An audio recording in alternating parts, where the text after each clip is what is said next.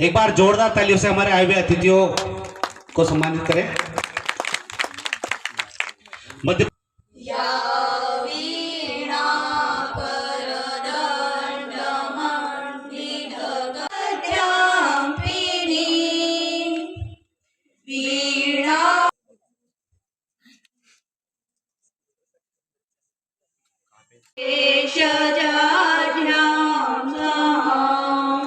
उससे पहले सरस्वती शिशु मंदिर से आई हुई बहनों का बहुत बहुत आभार।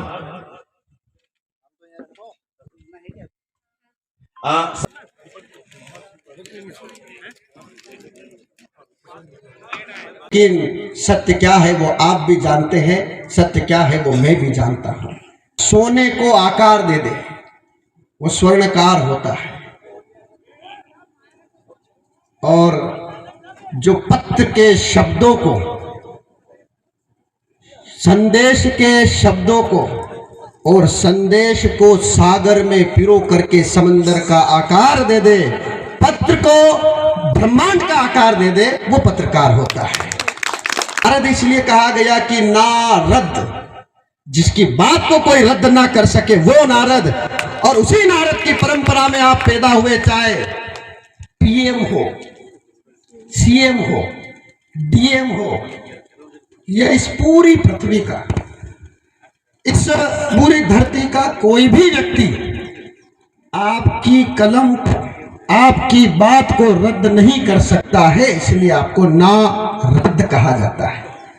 और चैनल में वो शक्ति आ गई है आपके अखबार में कि आप यहां बैठ करके लिखते हैं, पूरा विश्व आपको पढ़ता है।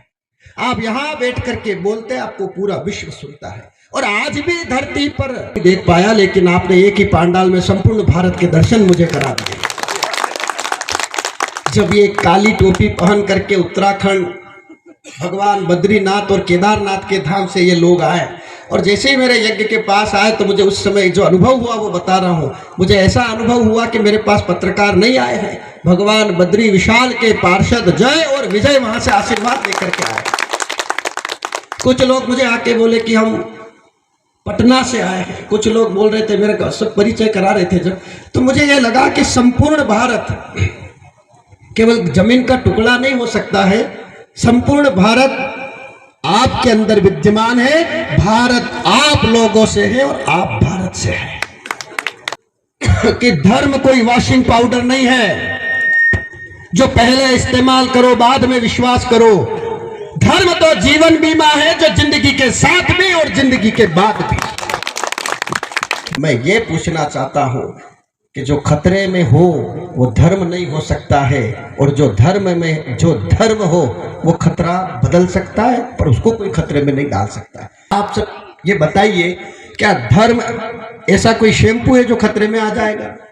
क्या धर्म ऐसी कोई वस्तु है जो खतरे में आ जाएगी? अब मुझसे किसी ने एक सवाल किया था 2 वर्ष पहले कि ये आग के अंदर इतना घी आप जो डाल रहे हैं, इतना जो साखर आप डाल रहे हैं, इतना जो अन्न बर्बाद कर रहे हैं, इससे क्या फायदा? मेरा उससे एक प्रश्न जब मुझसे पूछा तो मेरा जवाब यही था कि ये तो मैं नहीं जानता इससे क्या फायदा, पर मुझे ये बताओ कि तुम्हारे इस धरती पर पैदा होने से धरती को क्या फायदा?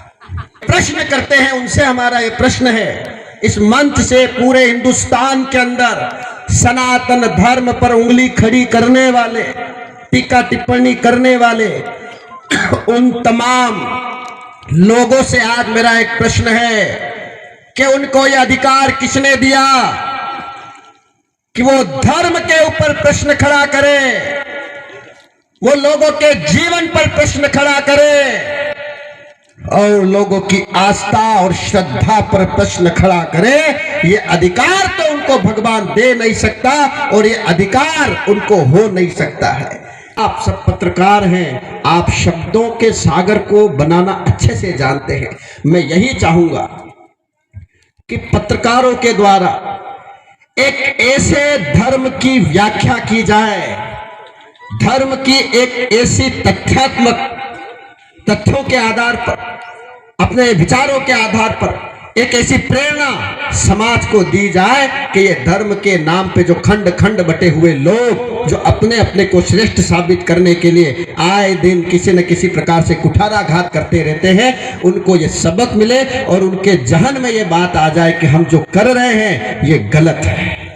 माता अन्नपूर्णा के शक्तिपीठ पर आप आए हैं।